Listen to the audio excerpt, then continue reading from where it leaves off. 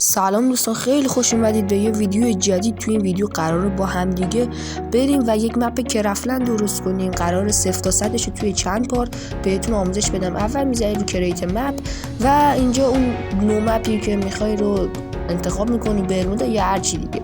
حالا من این یکی رو انتخاب میکنم.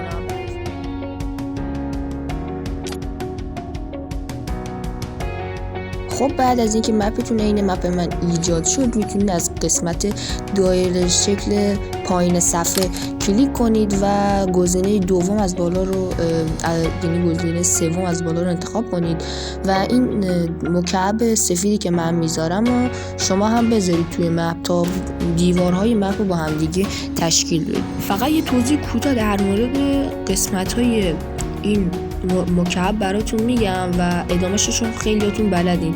گزینه اول برای تغییر جا و مکانشه و گزینه دوم برای تغییر اندازشه.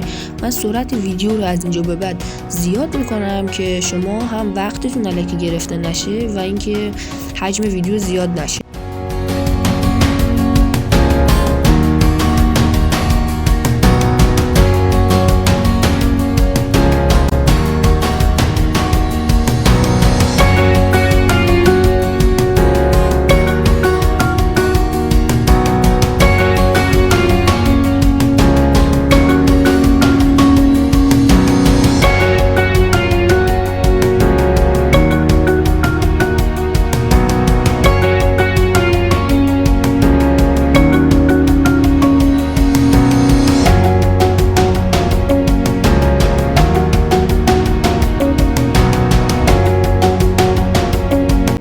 پس از اینکه دیوارای مپ رو تکمیل کردین، روی ستینگ کلیک میکنید، روی گلو بار اسکریپت میزنید و میزنیدش روی پلیر اسکریپت و روی اون کلیک میکنید. توی صفحه جدید قرار بنده بهتون آموزش بدم که چطوری مپتون رو از ساده تغییر بدید به مپ هدشات که یعنی وست دیگه نتونه طرف بزنه.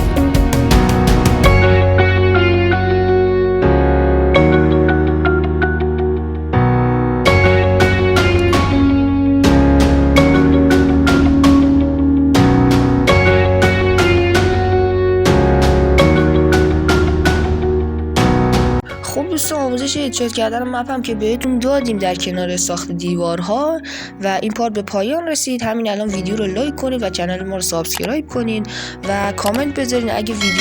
اگه لایک های این ویدیو به 10 تا برسه، اون کامنتی که بیشترین لایک رو بخوره واسه پارت بعدی انجامش میدم. هر چیزی که شما بخواین، حالا آوردن اسکین و یا چیزای دیگه.